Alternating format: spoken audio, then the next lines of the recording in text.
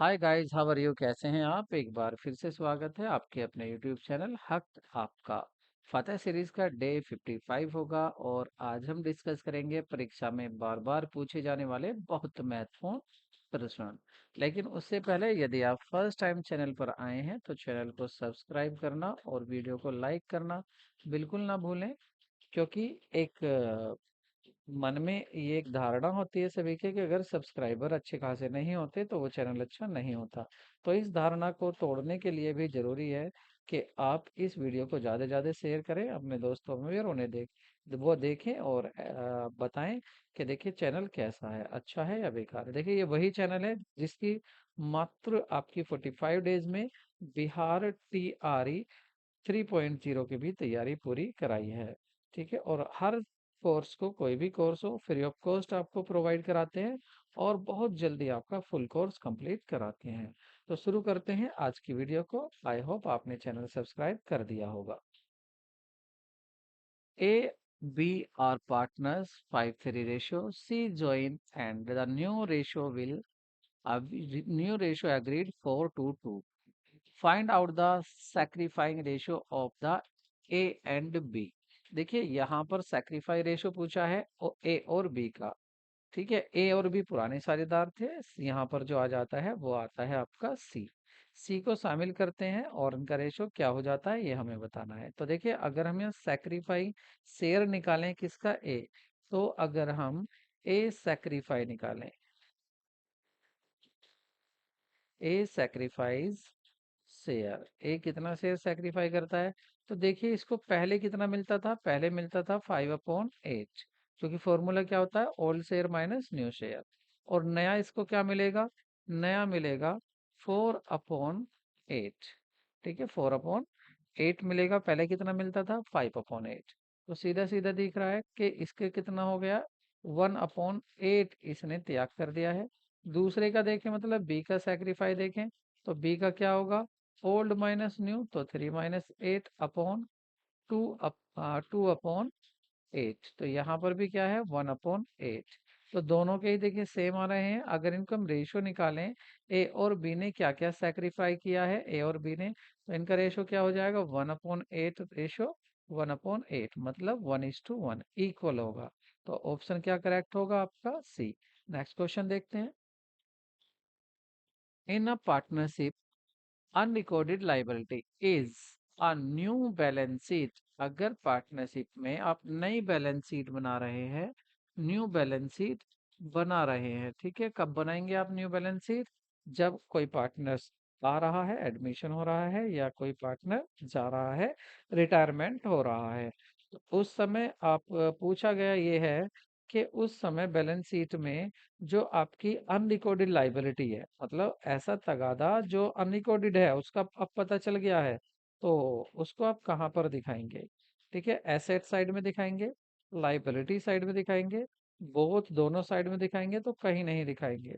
ठीक है, तो इसका सही ऑप्शन होगा आपका डी। इसको आप कहीं नहीं दिखाएंगे क्योंकि एक लॉस है, और इस लॉस को आप कहाँ दिखाते हैं, रिवैल्यूएशन अकाउंट में लिख देते हैं। और रिवैल्यूएशन अकाउंट में भी कहाँ पर, डेबिट साइड में। और ये लॉस कहाँ पर चला जाएगा, ये लॉस बढ़ जाएगा आपके पार्टनर्स कैपिटल अकाउंट में। तो ठीक है, यहाँ पर जो ऑप्शन दिए हुए हैं कहीं नहीं दिखाते। आप ये ना सोचें कि अनलिमिटेड लाइबिलिटी है या आपकी अनरिकॉर्डेड आपकी लाइबिलिटी है, ये लाइबिलिटी नहीं, ये आपका लॉस हो जाएगा। ठीक है, नेक्स्ट क्वेश्चन देखते हैं।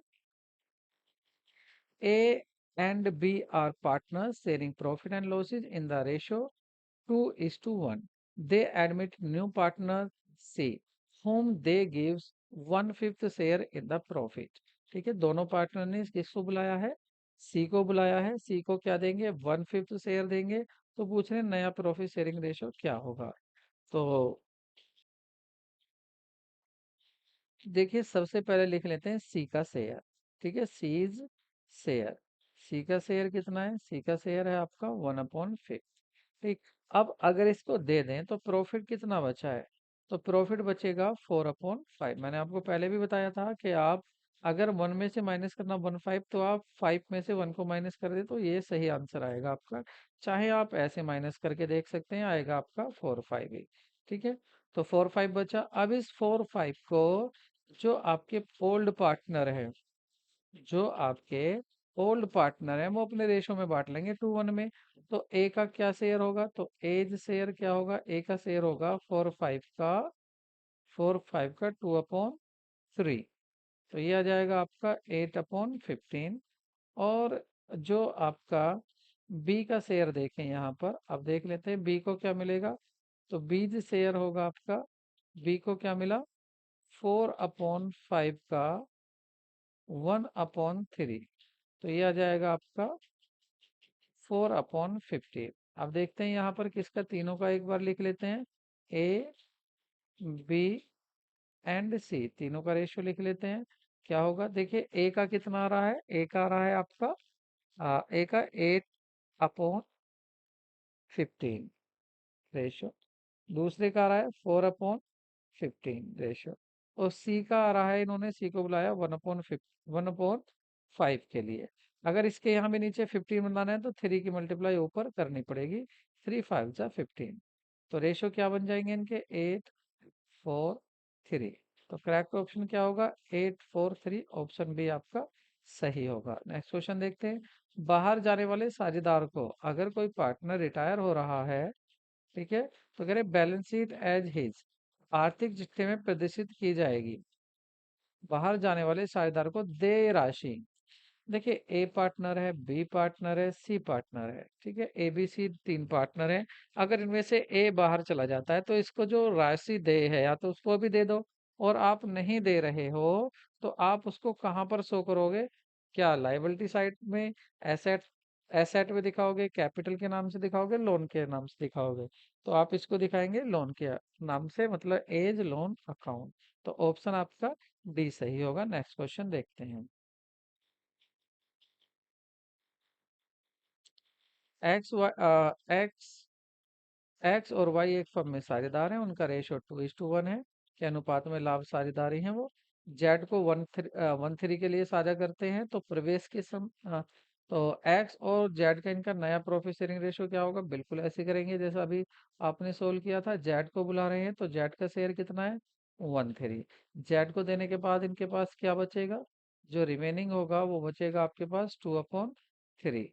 तो इसको कौन बांट लेंगे, एक्स और वाई बांट लेंगे। तो एक्स का नया शेयर होगा, एक्स का जो न्यू शेयर होगा, तो एक्स का न्यू शेयर होगा आपका, कितना था आपका, 2/3 बचा था, और इसको अपने पुराने रेशो में बांटेगा 2/3 में।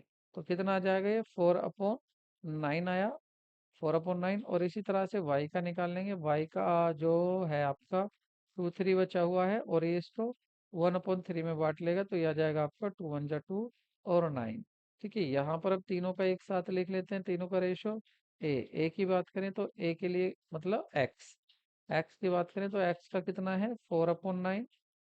और इसके बाद कर लेते हैं वाई का कितना है, 2/9। और जो आपका जेड है, जेड का कितना है, जेड का लिख लेते हैं, मतलब हम एक्स वाई और जेड का लिख रहे हैं। ठीक है, तो जेड का शेयर कितना है, जेड का शेयर था 1/3। देखिए यहाँ नीचे 3 है, इसको 9 करेंगे तो 3 की मल्टीप्लाई ऊपर करनी पड़ेगी 3 की यहाँ। तो सही क्या आएगा, 4:2:3। आंसर आप चेक कर लीजिए, 4:2:3, 4:2:3। ऑप्शन आपका सी करेक्ट होगा। नेक्स्ट क्वेश्चन देखते हैं। अंश निर्गमन पर प्राप्त प्रीमियम को दिखाया जाता है। The premium received on the issue of share is so on the liability side of the balance sheet, on the asset side of the balance sheet, on the credit side of the profit and loss account, on the debit side of the profit and loss account। तो सही option होगा आपका on the liability side of balance sheet. तो जो आर्थिक चिट्ठे की दायित्व पक्ष होता है वहां पर आपकी प्रीमियम की राशि को दिखाया जाता है, जो भी प्रीमियम प्राप्त किया है। नेक्स्ट क्वेश्चन देखते हैं। On issue of On issue of share, the excess amount received over the face value of the share is credited to which account. कह रहे हैं अगर आपने शेयर इशू किए हैं तो जो अधिक पैसा आया है, रिसीव्ड हुआ है ओवर द फेस वैल्यू से ज्यादा जो पैसा आया है उसको आप कहाँ पर क्रेडिट करते हैं, शेयर प्रीमियम अकाउंट में करते हैं क्रेडिट, या आप डिस्काउंट अकाउंट में करते हैं, या आप शेयर कैपिटल अकाउंट में करते हैं, या प्रॉफिट एंड लॉस अकाउंट में क्रेडिट करते हैं। तो देखिए जो पैसा अधिक आता है, इसका मतलब ये है कि आपने शेयर एट प्रीमियम पर इशू किए हैं, तभी तो पैसा ज़्यादा आ रहा है। तो इसको आप एट प्रीमियम में, और ये आपकी इनकम है इसलिए आप इसको क्रेडिट करेंगे, क्योंकि इनकम को ऑलवेज क्रेडिट किया जाता है। तो ये क्या हो जाएगी, आपकी कंपनी की इनकम होगी, और इनकम को क्रेडिट करते हैं। और कहाँ करेंगे, शेयर प्रीमियम अकाउंट में। तो कौन से अकाउंट में करेंगे, शेयर प्रीमियम अकाउंट में। नेक्स्ट क्वेश्चन देखते हैं। निम्नलिखित में से किस उद्देश्य हेतु अंश प्रीमियम का प्रयोग किया जा सकता है। कंपनी के ऋण पत्रों पर कटौती अप्लाई करने के लिए किया जा सकता है। To write off the preliminary expenses of the company, इसमें भी किया जा सकता है। जो शुरुआती खर्चे हैं उसमें भी किया जा सकता है, ठीक है। क्रिएट बोनस शेयर, जो fully paid up bonus share होते हैं उसमें भी यहाँ फुल्ली पेड अप भी देता है, याद रखना फुल्ली पेड अप। तो ये भी बात सही है। कह रहे ऑल, सभी में किया जा सकता है, हाँ जी, सभी कंडीशन में सभी के लिए शेयर कैपिटल को प्रीमियम को यूज किया जा सकता है। नेक्स्ट क्वेश्चन, एक कंपनी क्रय कर सकती है स्वयं अपने इक्विटी शेयर को क्रय कर सकती है, फुल राइट शेयर को कर सकती है, डिबेंचर्स को कर सकती है, ऑल ऑफ दीज को कर सकती है। तो सही ऑप्शन होगा आपका डिबेंचर। जो कंपनी के डिबेंचर्स हैं उनको कंपनी क्या कर सकती है, खुद ही वापस खरीद सकती है। नेक्स्ट क्वेश्चन देखते हैं। नेक्स्ट क्वेश्चन में है आपका असर्शन दिया हुआ है, रीजन दिया हुआ है, आपको बताना है असर्शन सही है या रीजन। रीजन असर्शन दोनों सही है। और आपके क्या रीजन असर्शन के बारे में सही बता रहा है। Under fluctuating capital method, the balance in the capital accumulated from time to time, ठीक है। अकाउंट फ्लक्चुएटिंग पद्धति के तहत पूंजी खाते में शेष राशि समय समय पर घटती बढ़ती रहती है। फ्लक्चुएट्स, ये फ्लक्चुएट्स होगा, बढ़ती घटती रहती है। फ्लक्चुएटिंग कैपिटल अकाउंट की बात हो रही है, तो बात सही कह रहे हैं। देखिए अगर फ्लक्चुएटिंग कैपिटल अकाउंट है तो आप और कैपिटल लगाएंगे एडिशनल, तो उससे कैपिटल बढ़ जाएगी। अगर विड्रॉल कर लेंगे, ड्राइंग कर लेंगे कैपिटल से, तो कैपिटल आपकी कम हो जाएगी। तो घटती बढ़ती रहती है, बात सही कह रहे हैं। उसके बाद रीजन देखते हैं। Under the fluctuating capital method, all adjustment such as share of profit and losses, interest on drawing etcetera recording directly in the capital account of the partner. सही बात कह रहे हैं, ये भी बात बिल्कुल सही है। ऐसा क्यों होता है, कम ज्यादा क्यों होती है कैपिटल अकाउंट, कम इसलिए होती है क्योंकि जितनी भी आपकी एडजस्टमेंट होती है, जैसे इंटरेस्ट ऑन ड्राइंग है, इंटरेस्ट ऑन कैपिटल है, ये सारी कहाँ से एडजस्ट होती हैं, कहाँ पर लिखी जाती हैं, पार्टनर्स कैपिटल अकाउंट में ही ये दिखाई जाती हैं, पीसीए में ही। तो दोनों बात सही है, और करेक्ट एक्सप्लेनेशन भी यहाँ पर कर रहा है, तो आपका ऑप्शन ए करेक्ट होगा। नेक्स्ट क्वेश्चन देखते हैं। दो स्टेटमेंट दिए हुए हैं, आपको देखने हैं कौन सा स्टेटमेंट सही है कौन सा गलत है, या दोनों सही है या दोनों गलत। Quality of the product result in the increase in turnover and profit which affect goodwill of the firm. Sorry, उत्पाद की गुणवत्ता के परिणाम स्वरूप टर्नओवर और लाभ में वृद्धि होती है, जो फर्म की ख्याति को प्रभावित करता है। बात सही कह रहे हैं। द मोनोपोली कंडीशन या limited competition enable to the concern, हाँ, there on high profit which lead to the higher value of goodwill. ये भी बात सही कह रहा है। प्रतिस्पर्धा चिंता को उच्च लाभ अर्जित करने में सक्षम बनाती है, जिसे ख्याति का मूल्य अधिक होता है। दोनों बात सही है, इसका मतलब ऑप्शन आपका ए सही होगा। नेक्स्ट क्वेश्चन देखते हैं। assertion, admission of new partner involves revelation of the asset and liability as they are reassessed and their true value are arrived at. नए साझेदार के प्रवेश पर परिसंपत्ति और देनदारियों का पुनः मूल्यांकन शामिल होता है, क्योंकि उनका पुनः मूल्यांकन किया जाता है और उनके वास्तविक मूल्य का पता लगाया जाता है। क्या ऐसा होता है, बिल्कुल होता है। जब भी नया पार्टनर आता है तो हम अपनी जितनी भी एसेट होती हैं, लाइबिलिटी होती है, उनको पुनः मूल्यांकन करते हैं, और जितना भी लॉस या प्रॉफिट आता है उसको ओल्ड पार्टनर ही अपने ओल्ड रेशो में ही बांट लेते हैं। बात यहाँ पर ये सही है सर। रीजन देखते हैं। द प्रॉफिट और losses arising from the process of the distribution among the old partners in old profit sharing ratio. और जो भी अराइज होगा, प्रॉफिट हो या लॉस हो, उसको ओल्ड प्रॉफिट शेयरिंग रेशियो में ही ओल्ड पार्टनर बांट लेंगे। ये भी बात सही है। इसका मतलब ए आपका यहाँ पर सही होगा, करेक्ट एक्सप्लेनेशन भी है और आपके दोनों बातें सही भी हैं। नेक्स्ट क्वेश्चन देखते हैं।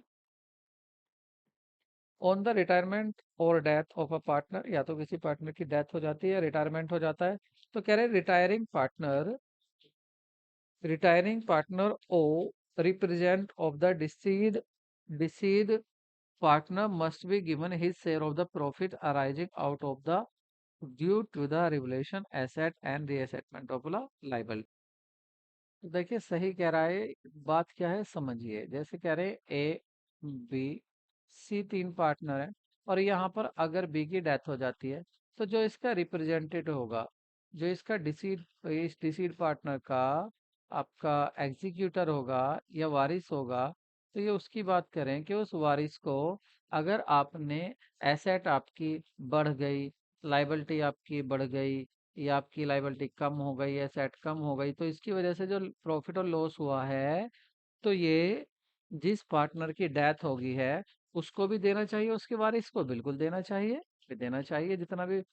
अगर किसी पार्टनर का बेटा आता है, कहता है कि भाई मेरा पापा तो एक्सपायर हो गया, ठीक है हिसाब कर लीजिए, और जितना भी प्रॉफिट लॉस हुआ है एसेट बढ़ने से या एसेट कम होने से, आप उसको मुझे भी दे दिए, तो आपको वो देना पड़ेगा, बिल्कुल देना पड़ेगा, इसमें कोई बात नहीं है, देना चाहिए, देना भी पड़ेगा और देना भी चाहिए। तो यहाँ पर बात सही कही गई है।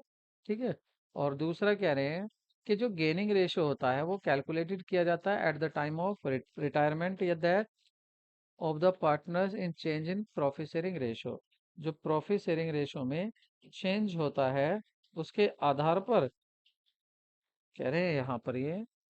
तो ये बात को बिल्कुल सही कह रहे हैं, क्योंकि आप देखिए जो गेनिंग रेशियो होता है उसको कैलकुलेट किया जाता है कब कब, अगर रिटायरमेंट हो रहा हो, डेथ हो रही हो, या चेंज कर रहे हो प्रॉफिट शेयरिंग रेशियो चेंज कर रहे हो पार्टनर्स, तो उस समय क्या निकाला जाता है, गेनिंग रेशियो निकाला जाता है। तो बात यहाँ पर सही है। ठीक है, ए भी करेक्ट है और आपका बी भी करेक्ट है, दोनों ऑप्शन सही है। नेक्स्ट क्वेश्चन देखते हैं। एसेसन देखते हैं। Eight the time of dissolution of a partners has given any loan to the partner firm, first of all, at will be so on the credit side of partners loan account। कह रहे हैं अगर dissolution के time, अगर firm का dissolution कर रहे हैं आप, और डिसोल्यूशन के समय अगर पार्टनर्स ने अब partner has given any loan, अगर पार्टनर्स ने लोन दिया है फर्म को, वो फर्म के लिए क्या है, लाइबिलिटी। ठीक है, पार्टनर्स लोन क्या फर्म के लिए लाइबिलिटी है। और लाइबिलिटी के अकाउंट हमेशा कहाँ से शुरू होते हैं, क्रेडिट साइड से शुरू होते हैं। तो यहाँ पर आप लिख देंगे, ठीक है, यहाँ लोन आ जाएगा, लोन का अमाउंट आ जाएगा, सही है, क्रेडिट साइड में आ जाएगा, ये भी इसी को कह रहे हैं।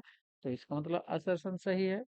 दूसरे ये कह रहे हैं before the payment of all outside liability partner loan will be paid. तो यहाँ पर ये गलत कह रहे हैं, क्योंकि देखिए पार्टनर हैं ए और बी, और इधर आपके क्रेडिटर्स है। ठीक है, तो सबसे पहले तो क्रेडिटर्स का पेमेंट करेंगे, उसके बाद जो पैसा बचता है उसमें से पार्टनर्स का लोन का पेमेंट करेंगे, और बाकी फिर इनको कैपिटल अकाउंट में ट्रांसफर कर देंगे। तो ये गलत कह रहे हैं यहाँ पर। इन्होंने कहा कि बाहर वाले का पेमेंट के करने से पहले, नहीं बाहर वाले का तो पहले होगा, तो ये गलत है। तो इसका मतलब असर्शन आपका ए सही है। तो सही क्या होगा यहाँ पर, ए करेक्ट है, लेकिन आर करेक्ट नहीं है। नेक्स्ट क्वेश्चन देखते हैं। छवि limited फॉरफेटेड 5000 equity share of 10 each issued at a premium of 5 per share, non payment of first and final call of 4 per share on the forfeiture share forfeiture account will be credit by। तो कह रहे forfeiture share कितने रुपए से credit होगा। तो देखिए यहाँ पर अगर बात करें तो आपकी एप्लीकेशन होगी, एप्लीकेशन के बाद अलॉटमेंट हुआ होगा, और अलॉटमेंट के बाद फिर आपका कह रहे हैं फर्स्ट एंड फाइनल कॉल, उसके बाद आपकी फर्स्ट एंड फाइनल कॉल हुई होगी। ठीक है। शेयर कितने, 5000 इक्विटी शेयर है और 10 का एक है शेयर, और 10 एच, एक शेयर कितने का है, 10 का। ठीक है, फर्स्ट कॉल पर कितना पैसा मांगा है, 4 रुपए। तो बाकी इन दोनों पर कितने मांगे हैं, 6 रुपए मांगे जा चुके हैं। तो कह रहे हैं non payment of first and final call, 4 रुपए का। और वो भी क्या कह रहे हैं, इशू डाटा प्रीमियम, अच्छा प्रीमियम पर इशू किए हैं तो 5 रुपए और भी फालतू होंगे, तो कितने का शेयर हो गया, 15 रुपए का हो गया है। तो यहाँ पर जो अलॉटमेंट पर 5 और मांगे गए होंगे, मतलब 6 और 5 11 रुपए मांगे गए होंगे यहाँ पर। ठीक है। अब यहाँ पर ये कह रहे हैं कि non payment of first and final call, तो ये 4 रुपए की कॉल नहीं आई है, कितने शेयर से, 5,000 इक्विटी शेयर पर, 5,000 इक्विटी शेयर है जिन पर 4 रुपए नहीं आए हैं। बाकी पैसा आ गया है। ठीक है। बाकी पैसा आ गया है, तो बाकी पैसा जो आ गया, अगर आप फॉरफिटेड शेयर करते हैं और यहाँ अलॉटमेंट आ चुका है, तो अब आप जनरल एंट्री में अलॉटमेंट को नहीं दिखाएंगे। फॉरफीचर शेयर की एंट्री क्या करते हैं आप, शेयर कैपिटल अकाउंट डेबिट होता है, शेयर कैपिटल अकाउंट को आप डेबिट कर देते हैं, और to share forfeited account, share forfeited account लिखते हैं, और टू कॉल इन एरियर्स, क्या लिख देते हैं, कॉल्स इन एरियर्स अकाउंट। ठीक है, ये लिख देते हैं यहाँ पर, मतलब जितना मांगा नहीं मिला वो यहाँ दिखाएंगे, कितना मांगा था, ये मांगे थे 5,000 मांगे थे, 5,000 शेयर पर 4 रुपए मांगे थे, तो ये 20,000 हो गए, 20,000 मांगे लेकिन मिले नहीं, इसका मतलब कॉल इन एरियर्स 20,000 है। और यहाँ पर फॉरफिटेड जो कि उसने छीन लिए हैं, वो कितना पैसा पहले रख चुका है। अब यहाँ प्रीमियम नहीं दिखाओगे आप, ये बात आपको ध्यान रखनी है। तो प्रीमियम नहीं दिखा रहे 5 रुपए का, तो बाकी कितने, 6 रुपए आए हैं, तो 5,000 पर 30,000 रुपया आ चुका, इसको आप यहाँ पर दिखा देंगे 30,000। ठीक है। और आपका 30,000 आपका यहाँ आ गया, तो शेयर कैपिटल में कितना दिखाएंगे टोटल, शेयर कैपिटल में आप पूरा 50,000 दिखाएंगे। ठीक है। क्योंकि अलॉटमेंट सिक्योरिटी प्रीमियम मिल चुका है, इसलिए सिक्योरिटी प्रीमियम नहीं दिखाना है, ये बात आपको ध्यान रखनी है। पूछा क्या था कि शेयर फॉरफिटेड अकाउंट में कितना रुपया आप क्रेडिट करेंगे, तो कितना करेंगे, जितना कंपनी को मिल चुका है, और कंपनी को कितना मिला है, प्रीमियम को छोड़कर कंपनी दिखाएगी, क्योंकि प्रीमियम तो मिल चुका है, तो 30,000 रुपया मिल चुका है, तो ऑप्शन क्या होगा आपका, सी करेक्ट होगा। नेक्स्ट क्वेश्चन देखते हैं। Loss on issue of debenture, आपने डिवेंचर इशू किए हैं और उस पर आपको लॉस हुआ है, हो सकता है आपने डिवेंचर जितने का था उससे कम में इशू किए हो। तो loss on issue of debenture account is liability, एक लाइबिलिटी होती है। ठीक है। Account where premium on redemption of the debenture is expenditure account, और ये एक एक्सपेंडिचर अकाउंट होता है। ठीक है। तो यहाँ पर ये गलत कह रहे हैं, ये लॉस ही है, दोनों ही लॉस होते हैं। और बी को देखते हैं, eight the time of making payment due. ठीक है। Premium of redemption of debenture account को क्रेडिट करेंगे क्या, तो क्रेडिट नहीं करते हैं, ये भी गलत है, डेबिट करेंगे उस टाइम पर। तो इसका मतलब दोनों ही ये इनकरेक्ट है, तो ऑप्शन आपका डी होगा। नेक्स्ट क्वेश्चन देखते हैं। Assertion provision for the employee benefit is a short term provision, provision for employee benefit is a short term provision होता है, provision for employee benefit, employee के लिए जो बेनिफिट होता है, तो क्या वो शॉर्ट टर्म प्रोविजन होता है, ठीक है, शॉर्ट टर्म प्रोविजन होता है। Short-term loan and advance is the refer to the loan and advances given in the business associated with other which must be settled in 12 months from the date of the balance sheet or within the operating cycle। जो एक operating cycle में settle किया जा सकता है, ऐसा loan and advances या 12 month में जो सेटल किया जा सकता है, उसको आप short term loan and advances के अंदर रखते हैं। तो यहाँ पर ये भी बात सही है। ठीक है। तो है तो बात सही दोनों ही, लेकिन एक्सप्लेनेशन करेक्ट नहीं कर रहा आपका ए, ए का करेक्ट एक्सप्लेनेशन नहीं है आर, तो ऑप्शन क्या होगा आपका, बी होगा। दोनों सही है बट करेक्ट एक्सप्लेनेशन नहीं है। नेक्स्ट क्वेश्चन देखते हैं। निम्नलिखित में से कौन सी वित्तीय विवरण विश्लेषण की सीमा नहीं है, लिमिटेशन पूछ रहे फाइनेंशियल स्टेटमेंट की, जो नहीं है। It affect by the personal बाइस, बिल्कुल होता है अफेक्ट ये पर्सनल बाइस से। इंटरफर्म कॉम्परेटिव स्टडी पॉसिबल, बिल्कुल हो जाती है, तो ये कोई लिमिट नहीं है, ऑप्शन आपका यही सही होगा। आगे, lack of quantitative analysis, quantitative analysis की कमी होती है, अभाव होता है, तो ये भी है, ये भी सीमा है। इग्नोर प्राइस लेवल चेंज, ये भी सीमा है, लेकिन ये भी कोई सीमा नहीं होती है। ऑप्शन आपका बी सही होगा। नेक्स्ट क्वेश्चन देखते हैं। यदि if revenue from operation is 10 lakh and gross profit is 25% on cost, sorry, cost of revenue from operation will be. तो cost of revenue from operation क्या होगा? देखिए, रेवेन्यू दिया हुआ है मतलब सेल। क्या दिया हुआ है आपको? सेल दिया हुआ है 10 लाख रुपए। सेल कितना है? 10 लाख रुपए का यहाँ पर सेल दिया हुआ है। ठीक है। और ग्रॉस प्रॉफिट दिया हुआ है कॉस्ट पर 25%। क्या दिया है? ग्रॉस प्रॉफिट दिया हुआ है, और ग्रॉस प्रॉफिट किस पर है? Cost per. तो इसके लिए मैं आपको एक शॉर्ट ट्रिक बताता हूँ। ऑन कॉस्ट पर दिया हुआ है, ऑन कॉस्ट, और कितना दिया हुआ है ऑन कॉस्ट पर? 25%। देखिए, आप इसको फ्रैक्शन में बना लीजिए, मतलब 25/100। और जब इसका फ्रैक्शन बनाएंगे आप, तो 25 1 जा 25, 25 4 जा 1/4 आ गया। तो देखिए, यहाँ पर है ये 1/4 ऑन कॉस्ट, 1/4 ऑन कॉस्ट। तो याद रखना, जो डिनोमिनेटर है हर दिया हुआ है 4, अगर ये कॉस्ट पर दिया हुआ है और आपको बनाना है इसका सेल पर कितना होगा, तो आप नीचे डिनोमिनेटर को एक ज्यादा कर दीजिए। मतलब अगर मैं इसकी ग्रॉस प्रॉफिट को सेल पर देखूं, तो ये हो जाएगा 1/5 ऑन सेल। ऑन सेल मतलब सेल पर 1/5।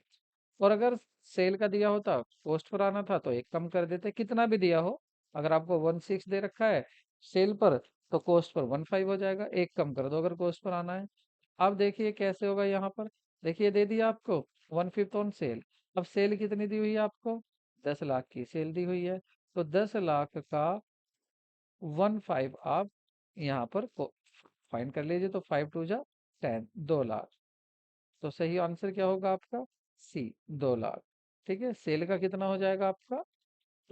2 लाख हो जाएगा। कैसे निकाला मैंने?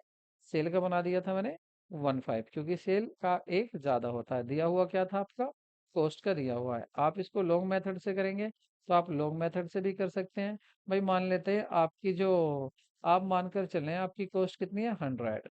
कॉस्ट कितनी है? 100। और 100 पर प्रॉफिट कितना हो गया? 125।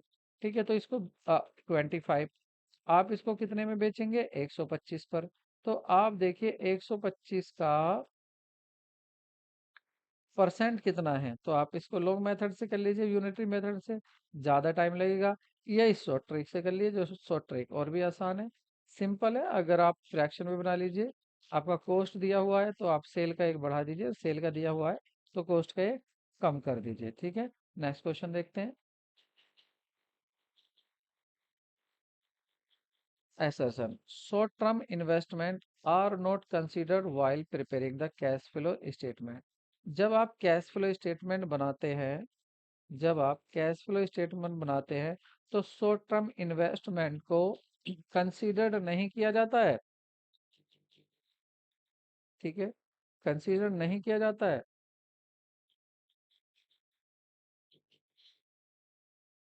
दूसरा, being cash and cash equivalent they are the part of the cash management of the enterprises.